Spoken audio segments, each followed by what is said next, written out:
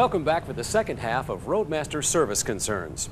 This time, we're going to concentrate on side moldings, some electrical concerns, and how to make a few door adjustments. Al Kelly is Arlington's trim and electrical expert. Al, welcome. Good morning.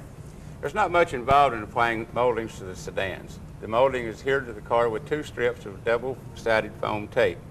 On the wagons, we're attaching bimetal trim pieces to plastic clips that are attached to the body. But I want to concentrate on the sedans. Here at Arlington, all the worker does is expose the tape, line up the fixture to the car, and press roll the moldings to get the best adhesion to the car as possible. And that's how the dealer needs to do it too. We try for a 1 millimeter gap at the top of the molding edge in the sheet metal. With the door open, the fender character line should match up with the molding curve. When the molding is applied properly, you get 100% adhesion and the proper gaps. If the molding is set too high, very little tape actually touches the sheet metal. The gap is either very small or the molding hits the paint. If the molding is set too low, again, very little tape touches the sheet metal, but the gap is very wide. Because these 3 molding sections are applied together from a single fixture, we should not see panel-to-panel height differences. We have seen mismatches at the rear fascia, and that's because the rear fascia is installed after the molding. If you ever get a complaint about molding fit, you might have to simply adjust the rear fascia. What's an acceptable fit here, Al? What's normal? The rear fascia molding and the rear side molding should be within 2 millimeters one another. If the difference is more than 2 millimeters, you can loosen the fascia mounts inside the trunk for that slight adjustment. If you can't get an acceptable match with the fascia adjustment, you might need to strip the molding off and manually reapply a new set. If only one piece needs adjusting, replace that piece. Here's how to do it. Now this is a critical point. Do not try to remove the molding by prying from the top or bottom because it will damage the paint. Instead, start from the end and remove the molding lengthwise. Place 2 pieces of tape on the sheet metal to help reposition the new molding. I've already used a heat gun to warm the adhesive to loosen it up. Slowly pull the molding away from the sheet metal. Take it slow. That's the key.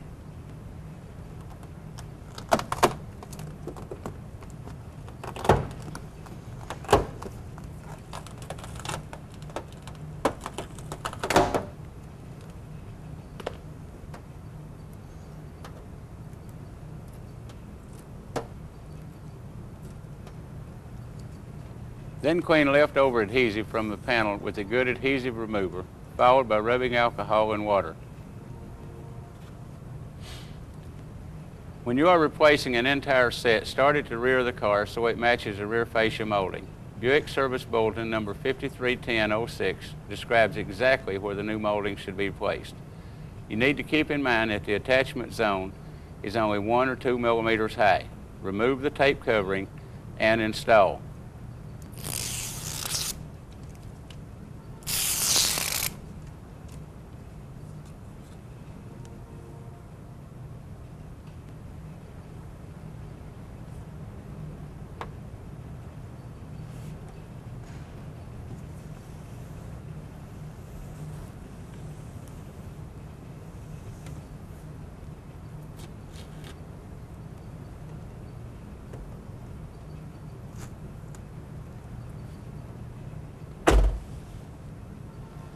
Wow, Al, you sure made that look easy. Thanks, Chuck. You do need to be very precise with fit and finish details. That's something a customer really notices. You're right about that. A customer should walk up to their Roadmaster feeling they made the right choice. Now let's move inside. I'll show you some other trim fit concerns you can take care of. Sounds great. We know that customers will probably comment if the convenience tray and ashtray are not aligned properly. The convenience tray and ashtray is installed as a module, fastened with screws. If the gaps are not even, shim the module to achieve equal gaps or flushness to the surrounding panels. Customers may comment that the third seat load floor contacts the ENDGATE interior trim whenever the third seat is opened. This can damage the ENDGATE trim. The third seat load floor panel is part of the folding seat module. The folding seat module is attached to the car in about 20 places. If the module is mismounted, a corner of the third seat load floor panel hits the ENDGATE trim. Sometimes the ENDGATE trim can be loose. You need to be sure the lower edge of the trim is securely fastened to the ENDGATE. For 1995, a state wagon end-gate trim is fastened with 4 screws. Previous models used only 2 screws. These 2 extra screws were added to eliminate any looseness in the end-gate trim. Remove the rubber gasket around the module opening to realign the module. Loosen the 20 screws and bolts.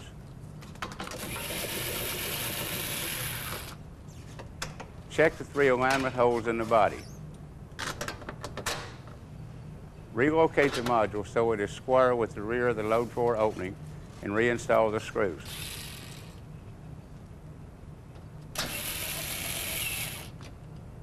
Now, let's talk about the rear trim of this car.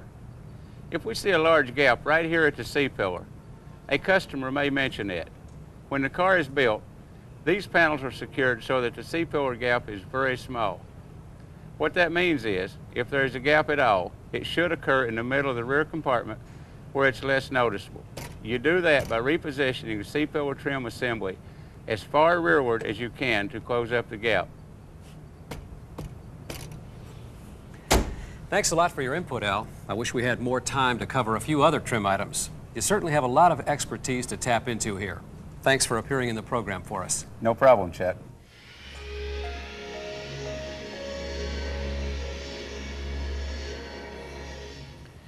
Well, next we're going to look into body fit.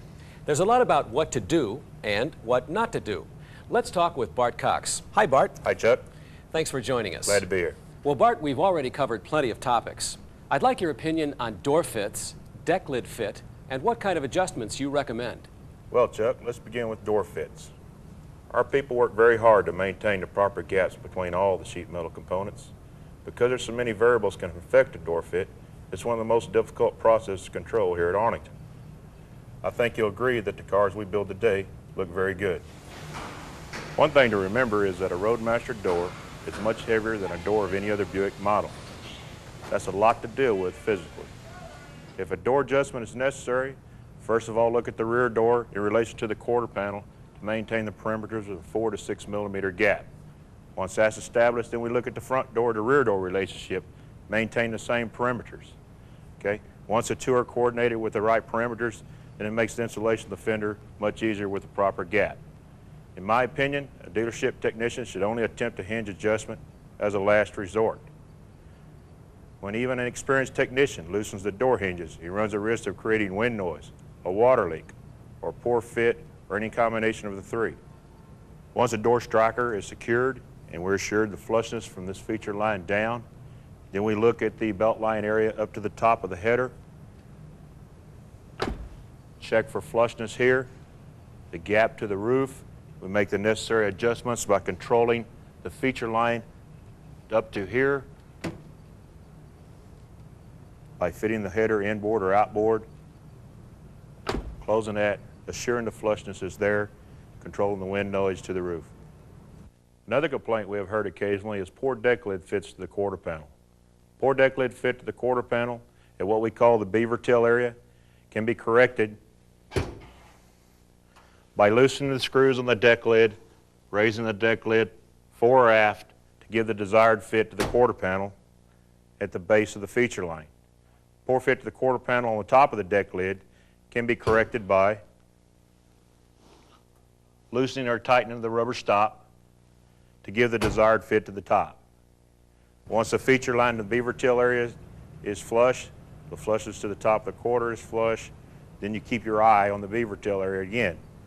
If the beaver tail area is outboard or inboard, then you give the necessary spank with a palm. Keep your palm on the edge, not jeopardizing the damage to the outer skin of the deck lid.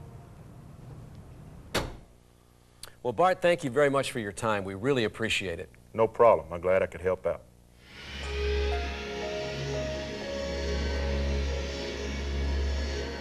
Last and certainly not least is our discussion of electrical concerns. Again, Al Kelly will be stepping us through this area. Welcome back, Al. Morning, Chuck. Hello again. Something I want to mention first is the 1995 Roadmaster Supplement Manual. Before you begin any electrical diagnosis, read its contents.